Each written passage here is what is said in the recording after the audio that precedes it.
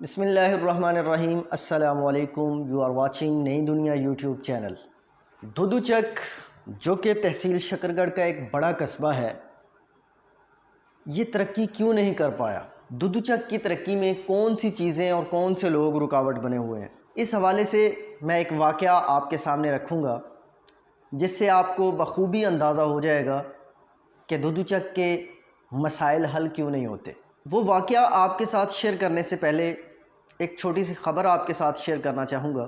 ہمارے بڑے اچھے دوست ہیں فاروق اعظم صاحب، انہوں نے چند دن پہلے سوشل میڈیا پر ایک پوسٹ لگائی جس میں دودو چک کے مسائل، دودو چک کی محرومیاں اور دودو چک میں سہولیات کے فقدان کے حوالے سے ایک تحریر لگائی، جس پر مختلف لوگوں نے اپنی اپنی رائے کا اظہار کیا۔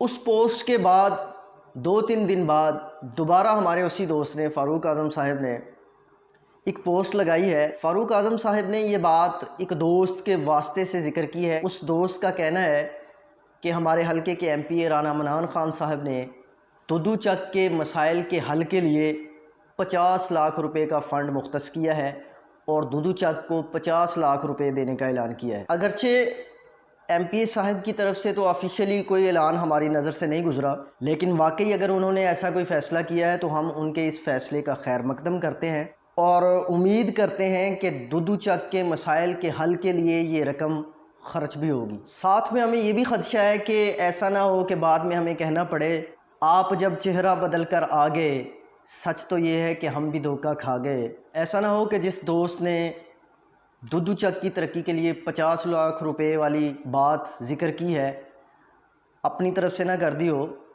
اور MP صاحب کے فرشتوں کو بھی خبر نہ ہو۔ بہتر یہ ہے کہ MP صاحب جو ہے وہ خود اس سلسلے میں کوئی آفیشیلی اعلان کریں تاکہ لوگوں کے ذہنوں میں جو اشکال اور ابہام ہے وہ ختم ہو سکے۔ ہاں، ایک سوال اور پیدا ہوتا ہے کہ ہمارے MP رانا منان خان صاحب اگر دودو چک کو 50 لاکھ روپے کا فنڈ دیتے ہیں تو وہ 50 لاکھ لگے گا کس کے ذریعے سے؟ دودو چک میں جو مقامی پولیٹیشن ہیں ان کی اہلیت، ان کی قابلیت اور ان کی صلاحیت کا تو سب کو علم ہے۔ اب یہ کوئی لیڈر دودو چک میں پیدا ہو گیا جس کے ذریعے سے یہ فنڈ لگے گا۔ ہم منتظر ہیں اور امید کرتے ہیں کہ جلد اس حوالے سے کوئی پیش رفت ہوگی، لیکن ساتھ میں یہ بات بھی واضح کر دوں کہ اس 50 لاکھ روپے کے فنڈ کو لے کر مقامی سطح پر دودو چک کے لیول پر جس قسم کی سیاست ہوگی اس کا نظارہ بھی آپ دیکھ لینا۔ اب میں آپ کے سامنے وہ واقعہ رکھتا ہوں کہ جس سے آپ کو اندازہ ہوگا کہ دودو چک کے مسائل حل کیوں نہیں ہوتے۔ دودو چک میں بہت سے پولیٹیشنز ہیں، لوکل لیول پہ بہت سے لوگ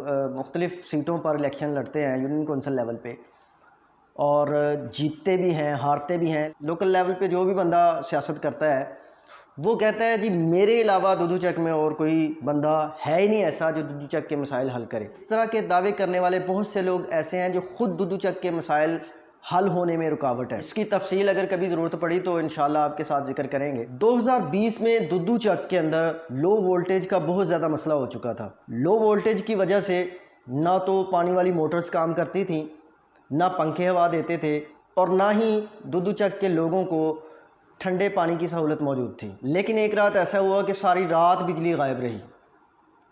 یہ 2020 کی بات میں آپ کے سامنے رکھ رہا ہوں۔ میں نے لو وولٹیج اور غیر اعلانیہ لوڈ شیڈنگ کے حوالے سے لکھنا اور بولنا شروع کر دیا۔ کچھ دوستوں نے میرے ساتھ رابطہ کیا، دودو چک کے مقامی سیاستدان، جو دودو چک کے جو پولیٹیشنز تھے ان میں سے کچھ نے میرے ساتھ رابطہ کیا کہ زبیر صاحب آپ تشریف لائیں صبح، لوڈ شیڈنگ والا اور یہ جو غیر اعلانیہ لوڈ شیڈنگ ہے اور لو وولٹیج والا جو مسئلہ ہے اس کے حل کے لیے کوئی مشاورت کریں گے، اس پر کوئی حکمت عملی تیار کریں گے اور اس کا کوئی حل نکالیں گے۔ میں تیار ہو گیا۔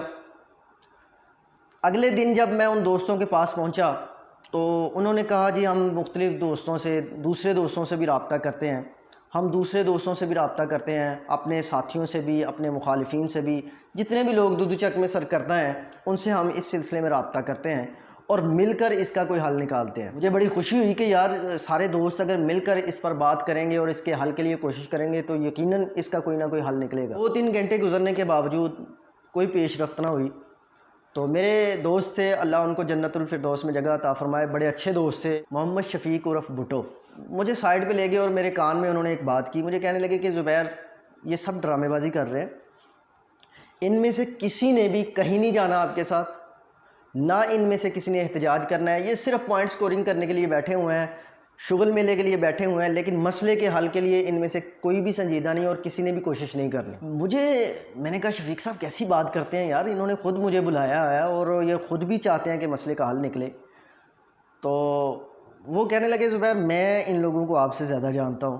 پھر یہ طے ہوا کہ مسجد میں اعلان کیا جائے گا اور لوگوں کو آگاہ کیا جائے گا کہ وہ فلاں فلاں جگہ پر اکٹھے ہو جائیں، احتجاج کریں گے اور مقامی سیاستدان جو بھی ہوگا اس کے پاس جائیں گے۔ جب مشاورت ہوئی تو دوست کہنے لگے کہ ابرار الحق صاحب کے پاس چلتے ہیں۔ میں نے کہا موسٹ ویلکم، چلتے ہیں۔ میں نے کہا جی بالکل جانا چاہیے، اگر ابرار الحق صاحب جو ہیں وہ یہ والا مسئلہ حل کر سکتے ہیں تو جانے میں کوئی حرج نہیں ہے۔ پھر تھوڑی دیر بعد کہنے لگے نہیں احسن اقبال صاحب کے پاس چلتے ہیں۔ میں نے کہا جی اگر ان کے پاس جانے سے ہمارا مسئلہ حل ہو جائے تو بھی کوئی حرج نہیں، چلے جائیں گے۔ خیر یہ باتیں ہوتی رہیں۔ جب جن دوستوں کے پاس میں بیٹھا ہوا تھا انہوں نے مختلف دوستوں کو فون کیا، میرے سامنے بات ہوئی، میں نے مختلف دوستوں سے رابطہ کرنا شروع کیا اور بتایا کہ اس مسئلے کے حل کے لیے ہم اکٹھے ہوئے ہیں۔ اب جس بندے سے بھی رابطہ کیا جاتا تھا وہ آگے سے کوئی نہ کوئی کہانی سنا دیتا تھا، کوئی نہ کوئی فلم سنا دیتا تھا اور پتلی گلی سے نکل جاتا تھا۔ کوئی بھی بندہ کوآپریٹ کرنے کے لیے تیار نہیں تھا، اور اس کی سب سے بڑی وجہ یہ تھی جو مجھے اس وقت سمجھ آئی کہ کوئی بھی یہ نہیں چاہتا تھا کہ جو بندہ ہمارے ساتھ رابطہ کر رہا ہے اگر اس کے اکٹھا کرنے سے، اگر اس بندے کے رابطہ کرنے کے بعد دوست اکٹھے ہو گئے، لوگ اکٹھے ہو گئے اور مل کر کسی سیاستدان کے پاس چلے گئے یا اس مسئلے کا حل نکالنے میں کامیاب ہو گئے تو بلے بلے تو اس بندے کی ہو جائے گی جس بندے نے لوگوں کو اکٹھا کیا ہے، نام اور پوائنٹ سکورنگ تو اس بندے کی ہو جائے گی جس بندے نے لوگوں کو اکٹھا کر کے کہا ہے کہ فلاں بندے کے پاس چلتے ہیں۔ تو مجھے یہ بات سمجھ آئی کہ یہاں پر پوائنٹ سکورنگ کے لیے ہر بندہ تیار ہے، نمبر بنانے کے لیے ہر بندہ تیار ہے، لیکن اور ہر بندہ یہ بھی چاہتا ہے کہ اس کو چودھری تسلیم کیا جائے، اس کو لیڈر مانا جائے، لیکن جب کسی مسئلے کے حل کے لیے اکٹھے ہو کر بیٹھنا پڑے تو کوئی بھی تیار نہیں ہوتا۔ اگر کوئی ایک بلائے تو دوسرے اس لیے نہیں آتے کہ جو ایک نمبر والا بندہ ہے کہیں عوام میں اس کا امیج بہتر نہ ہو جائے اور لوگ یہ نہ سمجھیں کہ اس بندے نے مسئلہ حل کیا ہے۔ 2 نمبر والا اور 3 نمبر والا بندہ اگر بلائے تو 1 نمبر والا یا 4 نمبر والا بھی اس کے پاس نہیں جاتا کہ کہیں یہ بندہ مسئلہ حل کرانے میں کامیاب ہو گیا تو بلے بلے اس کی ہو جائے گی۔ تو دودو چک میں بے شمار چودھریوں کے باوجود مسائل حل نہیں ہوتے، اس کی ایک بڑی وجہ یہ ہے کہ کوئی بھی بندہ دوسرے کے ساتھ مل کر مسئلے کو حل کرنے کو تیار نہیں۔ میرے جیسا کوئی نوجوان یا فاروق اعظم صاحب یا کوئی اور دوست دودو چک کے مسائل کے حوالے سے کبھی کوئی بات کر دے، کچھ لکھ دے، تو بھی ان کو میرے جیسے لوگ جو ہیں وہ ایک آنکھ نہیں بھاتے۔